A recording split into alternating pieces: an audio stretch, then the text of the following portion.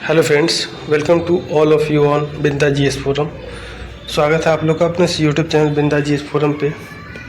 तो friends, BTSC के द्वारा आज 15 जुलाई 2024 15/7/2024 को एक ऑफिशियल नोटिफिकेशन जो आवश्यक सूचना है, ये बहुत आवश्यक सूचना इसलिए है क्योंकि मैं जो पिछले 5-6 महीने से आपको कह रहा हूँ और जो कुछ भी आप लोगों को लगता था कि ऐसे नहीं वैसे हो जाएगा, ऐसे नहीं वैसे हो जाएगा, तो मेरी बातों को लोगों को बुरा लगता था और उनको अच्छा नहीं लगता था।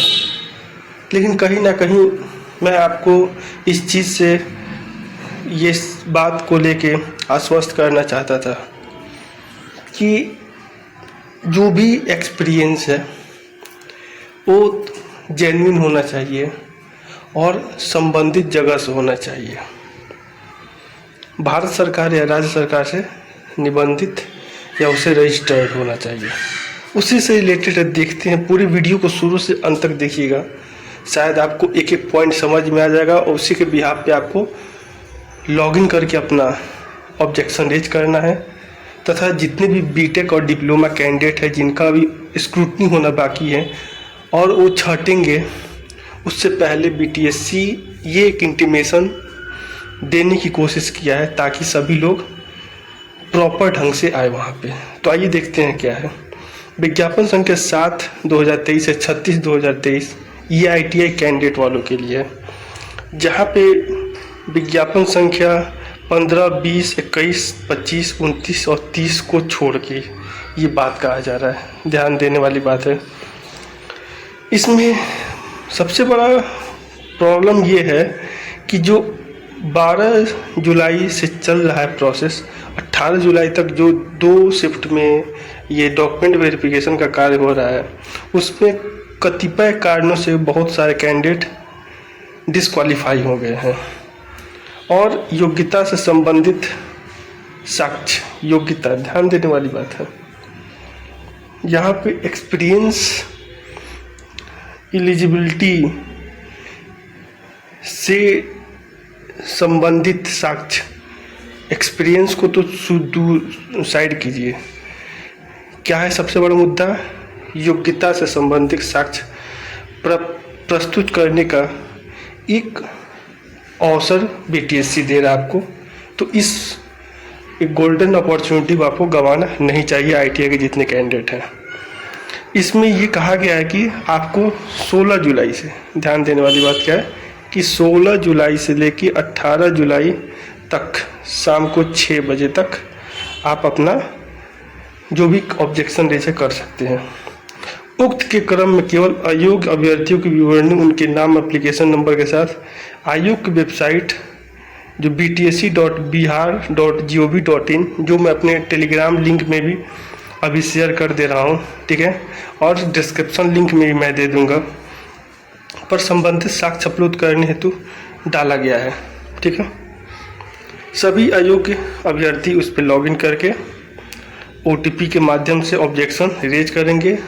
एक चीज़ ध्यान रखिएगा, 2 अटेम्प्ट मिल रहा है तो आप जब पूरा साक्ष्य इकट्ठा कर लें तभी ऑब्जेक्शन रेज करें।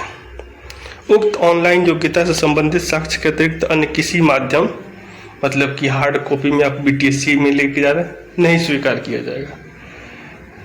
ये ईमेल, निबंधित डाक और कुरियर आदि से प्राप्त आवेदन पर विचार नहीं किया जाएगा। ये चीज़ का ध्यान रखना है। विज्ञापन की कंडिका 1-2 में वर्णित अनिवार्य अनुभव के अंतर्गत संबंधित उद्योग में कार्यरत नहीं होने अथवा संगत तकनीकी अध्यापक, ध्यान देने वाली बात है, संगत तकनीकी अध्यापक प्रशिक्षक के रूप में कार्य नहीं होने अथवा संबंधित उद्योग सरकार से उद्योग के रूप में मान्यता प्राप्त नहीं होने के कारण वैसे अनुभव प्रमाण पत्र को अमान्य किया गया है। ये चीज़ ध्यान देने वाली बात है, मतलब कि जो रिलेवेंट आपका एक्सपीरियंस है उस पर भी ये बात कहा जा रहा है। अभ्यर्थियों द्वारा प्रस्तुत संबंधित उद्योग संबंधित संस्थान को सरकार से उद्योग के रूप में मान्यता प्राप्त होने के संबंध के रूप में निम्न साक्ष्य को मान्य नहीं किया जाएगा। जैसे क्या क्या, जीएसटी निबंधन को उद्योग के रूप में मान्यता प्राप्त प्रमाण नहीं माना जाएगा। Bihar shop and establishment act के अंतर्गत निर्गत निबंधन को उद्योग के रूप में नहीं माना जाएगा। ठीक है। संवेदक लाइसेंस, कॉन्ट्रैक्टर लाइसेंस के अंतर्गत निबंधन को उद्योग के रूप में प्रमाण पत्र नहीं माना जाएगा।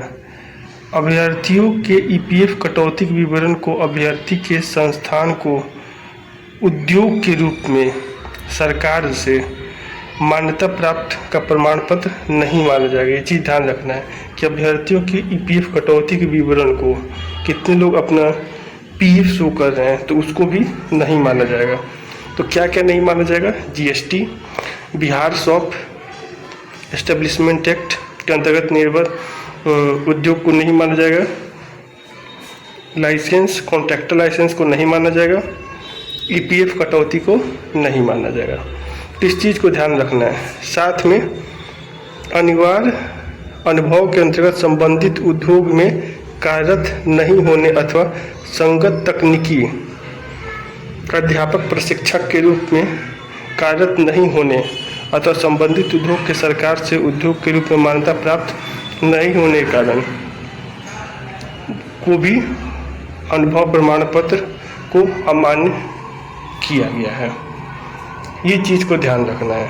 तो ये एक बहुत बड़ा अपडेट है जो कि बीपीएससी ने जारी कर दिया है। तो आशा करता हूँ अब आप लोग का डाउट क्लियर हो गया होगा। रात में लाइव 8 बजे मिलते हैं, देखते हैं क्या प्रॉब्लम है वो सामने ऑनलाइन वीडियो के माध्यम से, लाइव के माध्यम से इसको सॉर्ट आउट करेंगे जिनको भी कोई भी प्रॉब्लम होगा। तो thanks for watching and listening on Binda GS forum. Keep continue your preparation. Thank you. और इसको शेयर कीजिए ज़्यादा से ज़्यादा। टेलीग्राम पे मैं इसको डाल दे रहा हूँ, ये पीडीएफ को मैं टेलीग्राम पे डाल दे रहा हूँ। बेल आइकन को प्रेस कीजिएगा, सारा ऑफिशियल अपडेट मिलता रहेगा। Thank you.